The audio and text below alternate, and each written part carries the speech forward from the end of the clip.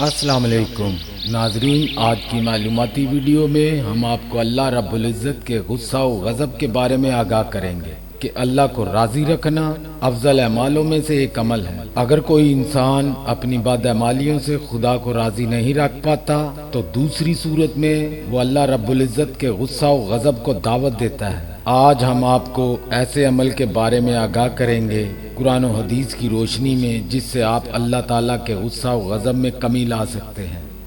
رسول اللہ صلی اللہ علیہ وآلہ وسلم نے فرمایا، صدقہ اللہ تعالیٰ کے غضب کو ٹھنڈا کرتا ہے اور انسان کو بری موت سے محفوظ رکھتا ہے۔ لہذا حرام اور غیر شرعی کاموں سے بچیں اور دوسروں کو بھی اس سے بچنے کی تلقین کریں تاکہ کوئی بھی انجانے میں اپنی عاقبت خراب نہ کر بیٹھے۔